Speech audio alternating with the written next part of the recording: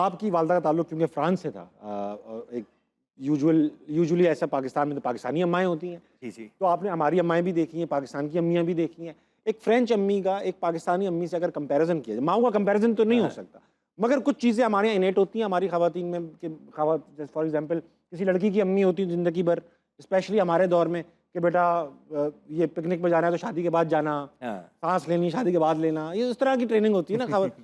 French یعنی کہ باہر کی جو نان پاکستانی امیاں ہوتی ہیں، ان کا کوئی ڈفرینس آپ کو لگتا ہے اوپینینز میں ہوتا ہے؟ وہ ایک ڈفرینٹ سوسائٹی سے آئی ہیں. ہاں جی بالکل. دیکھیں میری والدہ تو کرشنا گھر میں بہت بڑا فیملی گھر تھا جہاں سارے کزن سارے جو اور ادھر ہی، اور ان کا بڑا انڈیپینڈنٹ ایک لائف اسٹائل تھی پیرس میں، تو وہ ان کے لیے بہت بڑا کلچر شاک تھا ایک دم سے، جوائنٹ فیملی. اور پھر کیا کہتے ہیں شروع میں کافی بٹوں میں بٹ لوگ بالکل، فرینچ کوزین بہت نازک سی کوزین ہوتی ہے، اور ان کو اردو زبان شروع میں اتنی سمجھ میں بھی نہیں آتی تھی جتنی میرے والد صاحب نے ان کو سکھائی ہوئی تھی. اس کے علاوہ اور یہاں پر پنجابی میں بات کرتے تھے تو وہ اور بھی مشکل تھا. تو وہ شروع میں نا میری پھپھوئیں کہتی تھیں کہ انہاں دی نکی نکی جی آنکھیں ہیں، کیونکہ چھوٹی آنکھیں تھیں، تو وہ کہتے تھے کہ یہ انٹرسٹ وردی ہیں. مذاق مذاق امی نے نا یہ رٹ لی یہ جملہ. اور پھر انہوں نے میری چھوٹی کزن سے پوچھا کہ اس کا مطلب کیا ہے. پھر امی نے پوری پنجابی سیکھی تاکہ وہ اگلی دفعہ منہ توڑ جواب دیں اس چیز کا.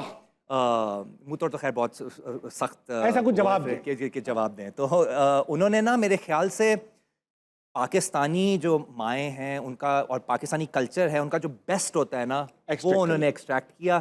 اور ان کا جو بیسٹ تھا مطلب ان کی اپنی اپ برنگنگ سے، ان کی اپنی، وہ بہت محبت کرتی تھیں، بہت پیار کرتی تھیں، اور کرٹک بھی تھیں وہ، لیکن سافٹ کرٹک تھیں یو نو. تو ایسا نہیں تھا کہ انہوں نے. والدہ کے ساتھ تصویر ہے آپ کی؟ ہاں جی. کیا بات ہے. بچپن سے ہی لڑکا اسلام آباد کا لگ رہا ہے. Very good. اچھا ویری نائس. اچھا انسائٹ ہے. اب آپ کی امی ہماری پاکستانی امی ہو چکی ہیں، دھنیا پودینے میں ٹینشن دیتی ہیں آپ کو یا نہیں؟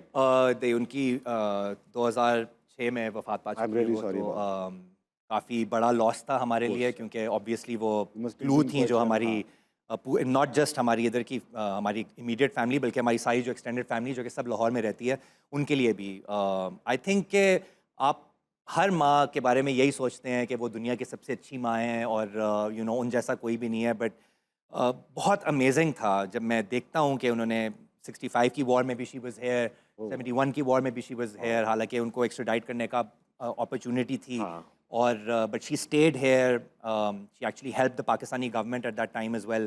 اور انہوں نے یہاں پر ایک فرینچ اسکول بھی فاؤنڈ کیا اسلام آباد میں. تو انہوں نے بہت محنت کی اور ان کو بہت محبت تھی پاکستان سے، جو میں آنیسٹلی بہت